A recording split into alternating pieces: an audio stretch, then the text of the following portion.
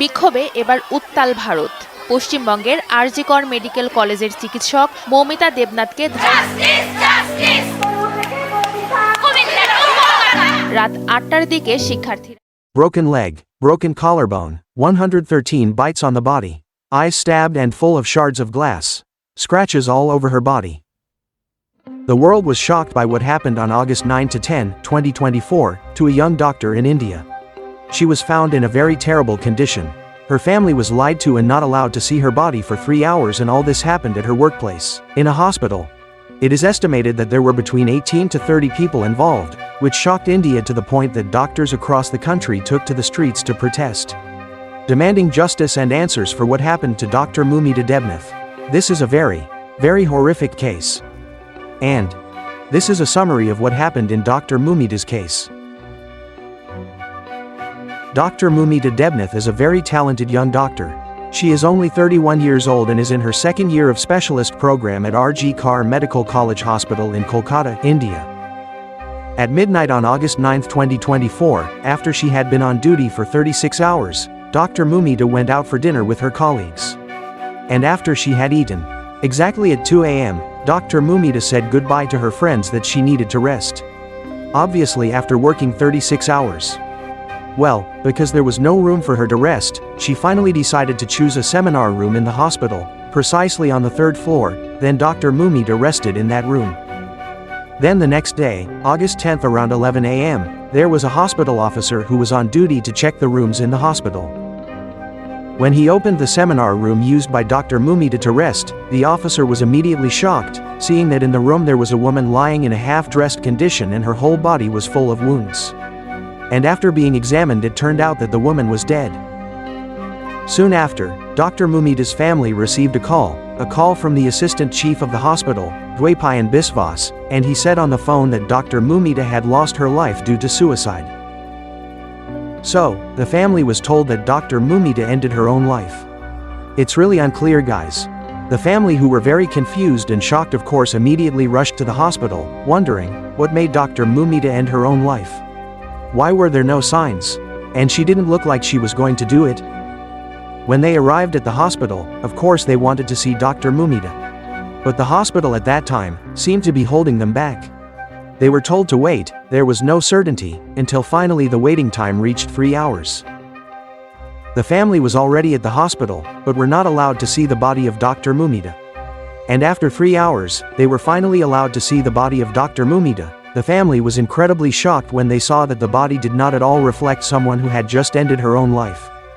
It was clearly visible that there were many wounds on Dr. Moumita's body that could not have been done to herself.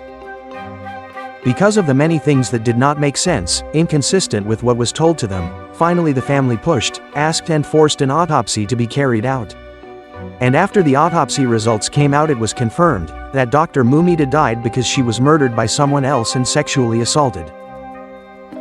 However, to the Calcutta High Court, Dr. Moumita's family said that in Dr. Moumita's body, 150 milligrams of semen was found. With that amount, it is likely that more than one person did it, because the average adult male can only release about 2 to 6 milliliters per person. And with that claim, they said that it is certain that the perpetrators were more than 18 people. The following are the autopsy results from Dr. Moumita.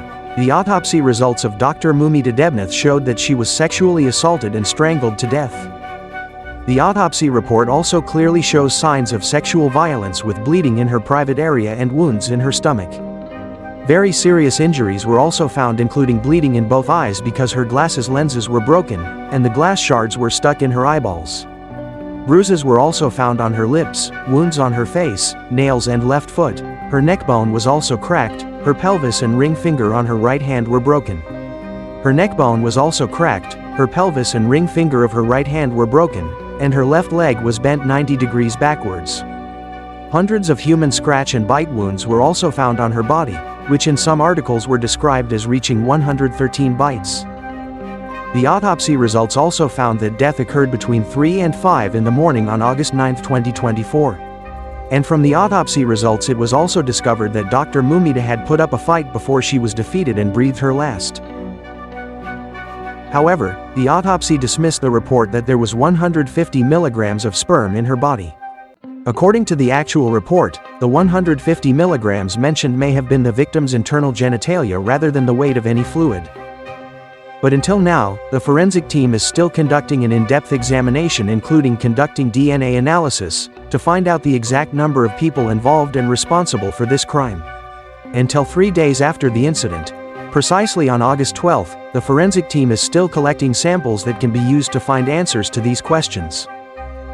Then, during the investigation, a 33-year-old man, named Sanjay Roy, was arrested on charges of rape and murder of Dr. Moumita.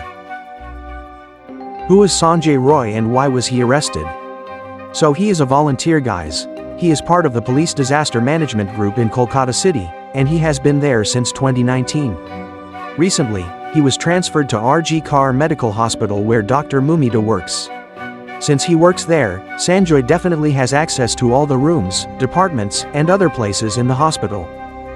And when this case started to get crowded, the family started to speak up, the public started to know what happened to Dr. Moumita, everyone was shocked. Finally they pushed the police to find the guilty person. The person responsible for this incident. Then the police checked the CCTV at the hospital, and found evidence on the CCTV showing that Sanjay entered the building, to the place where Dr. Moumita was resting. Well, Sanjay went to the building around 4 a.m. and in the video, it was seen that Sanjay was wearing a Bluetooth headset around his neck, and it turned out that the Bluetooth headset was the same as the one in the room where Dr. Moumita's body was found. Then the Bluetooth headset was taken by the police as evidence. And when checked, it turned out that the headset was still connected to Sanjay's cell phone. Plus, there was a report saying that Sanjay went out and drank alcohol on the night of the incident. He drank alcohol with relatives of hospital patients before finally entering the building where Dr. Moumita was resting. Well, after he was suspected of assaulting Dr. Moumita, he left the building at 4:30 in the morning.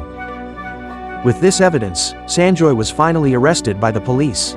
After being arrested, other information about Sanjay emerged. It turned out that when his cell phone was checked, he had pornographic videos on his cell phone. Then there were also statements from his neighbors, saying that Sanjay was indeed a problematic person. Reflexively, he had been married 4 times, 3 of his 4 wives left him because of domestic violence. And his 4th wife died of cancer last year. Then other people appeared who said that Sanjay had always been rude to women and had committed crimes many times. Finally, after Sanjay was secured by the police, arrested, not long after that, he confessed his crime. Not only confessed, he also said he was ready to be hanged for his actions. And after confessing his actions, he was detained for 14 days. The criminal has been found, arrested and admitted his actions, but the public feels that there is something wrong with the investigation of this case. There is also a suspicion that Sanjay is the person who is the target of the accusation. Even Sanjay's mother firmly said that she defended her son, and according to her, Sanjay was innocent, but he was framed. And when asked about his confession, Sanjay's mother said that my son confessed because he was pressured by the police. Until now, the investigation into Sanjay Roy and his possible relationship with other suspects is still ongoing. They said that until now there are 30 suspects, including interns and other doctors. From the official information available, all the news in India, and from the Indian police, the suspect is Sanjay Roy. Although there is news that one of her female colleagues, Dr. Moumita, helped the perpetrator carry out this terrible act. But there is indeed a suspicion that the perpetrators are doctors and other hospital staff.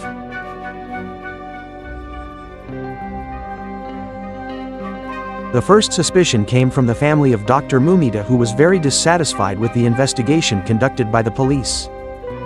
According to the family, if you hear from the beginning, this case is very unclear, including the slowness of permission from parents to see the body, the slowness of the autopsy report, and the sudden arrest of a civilian. The doctors also commented that the severity of the injuries suffered by Dr. Moumita as seen from her body clearly indicates that there was more than one perpetrator.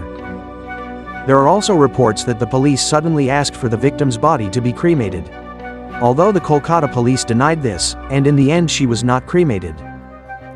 The opposition party in India, BJP, also accused the police of being involved in a massive cover-up to protect some people who were actually guilty but had power.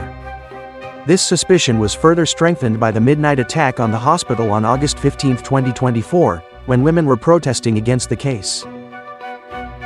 The incident occurred on August 15 at midnight at the hospital, There were people who came to damage the hospital's emergency room, causing chaos, and the BJP party felt that this was an attempt to eliminate evidence. Not only that, opposition leader Suvendu Adhikari said that the contents of Dr. Moumita's stomach had been changed and he accused the Kolkata police of falsifying the evidence. Other allegations relate to illegal organ trafficking. So, according to CBI, Central Bureau of Investigation, sources, there is information that Dr. Moumita was killed to prevent her from exposing the illegal organ trafficking network, operating in the hospital where she worked. The CBI has examined 13 additional people so that there are 19 people who have been interrogated for 2 days, and more than half of the witnesses who provided information confirmed the existence of a human organ trafficking network that allegedly operated outside the hospital. So the CBI has long suspected that in the hospital where Dr. Moumita worked, there was illegal trade related to human organs.